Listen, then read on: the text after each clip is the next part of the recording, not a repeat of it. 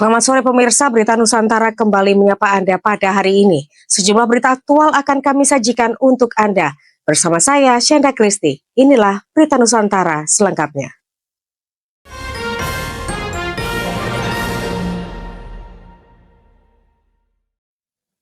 Pada Selasa 25 Februari 2025, aksi pencurian kendaraan bermotor kembali terjadi di wilayah Kabupaten Malang. Aksi pencurian kendaraan bermotor kembali terjadi di wilayah Kabupaten Malang. Kali ini sebuah sepeda motor jenis Scoopy berwarna abu-abu dengan nomor polisi N2665ABH raib dikondol pelaku di Jalan Kapiworo Pakis, Kabupaten Malang.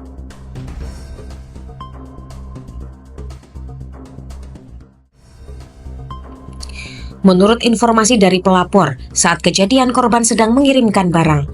Aksi pelaku terjadi dengan cepat dan terorganisir, di mana dua orang pelaku beraksi dengan peran masing-masing.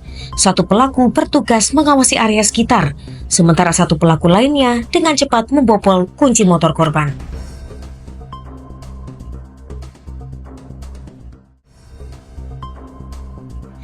Setelah berhasil, komplotan pelaku langsung melarikan diri dari tempat kejadian perkara. Korban telah melaporkan kejadian ini ke pihak kepolisian dan berharap pelaku dapat segera ditangkap.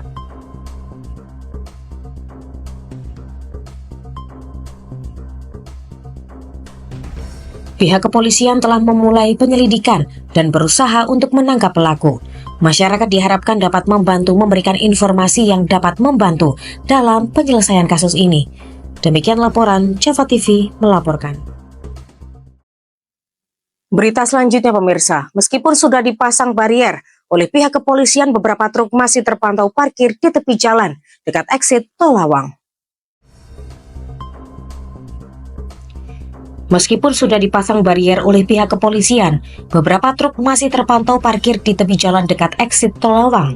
Hal ini dapat mengganggu kelancaran arus lalu lintas dan membahayakan keselamatan pengguna jalan.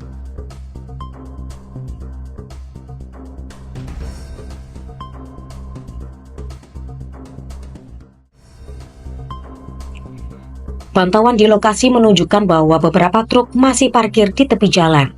Meskipun sudah ada rambu-rambu larangan parkir, pihak kepolisian diharap dapat meningkatkan pengawasan dan penegakan hukum untuk mengatasi masalah ini.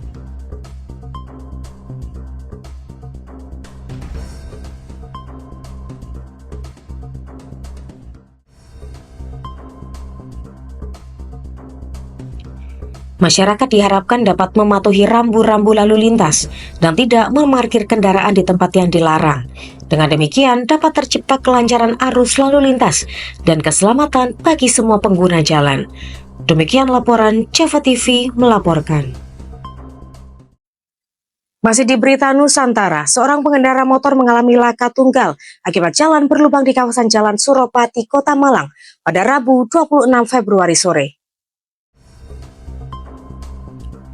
Seorang pengendara motor mengalami laka tunggal akibat jalan berlubang di kawasan Jalan Suropati, Kota Malang pada Rabu 26 Februari sore.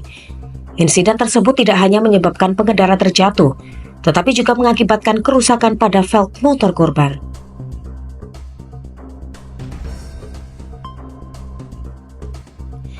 Namun yang menarik adalah bahwa pengendara motor tersebut langsung mengambil inisiatif untuk menambal lubang yang menjadi penyebab laka. Dengan menggunakan tanah dan pasir seadanya, ia melakukan penambalan secara swadaya sebelum meninggalkan lokasi kejadian.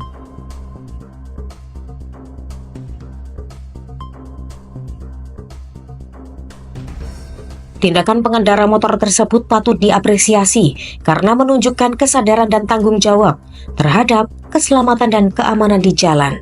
Dengan demikian dapat diharapkan bahwa tidak ada korban lain yang mengalami kecelakaan serupa.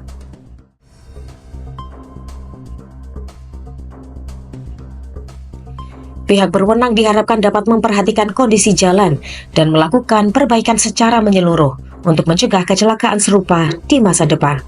Demikian laporan Java TV melaporkan.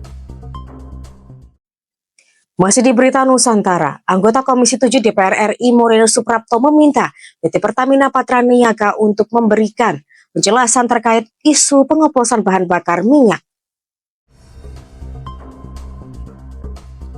Anggota Komisi 7 DPR RI Moreno Suprapto meminta PT Pertamina Patraniaga untuk memberikan penjelasan terkait isu pengoplosan bahan bakar minyak dengan kualitas RON 92 atau Pertamax, terutama yang akhir-akhir belakangan ini cukup meresahkan masyarakat.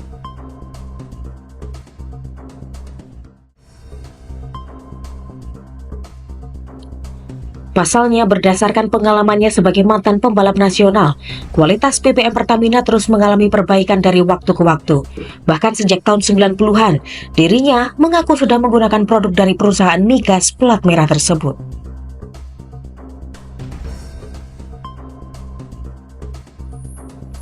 Oleh sebab itu, Moreno meminta penjelasan secara mendetail mengenai dugaan pengoplosan BBM dari tahun 2018 hingga tahun 2023. Apalagi pada 2004 dan seterusnya, ia pernah tidak menggunakan produk dari Pertamina, namun masih juga ditemui engine misfire atau kegagalan pengapian pada mesin.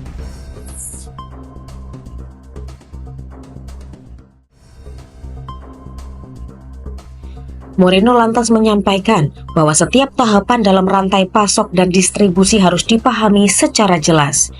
Ia pun menekankan pentingnya menjaga reputasi Pertamina.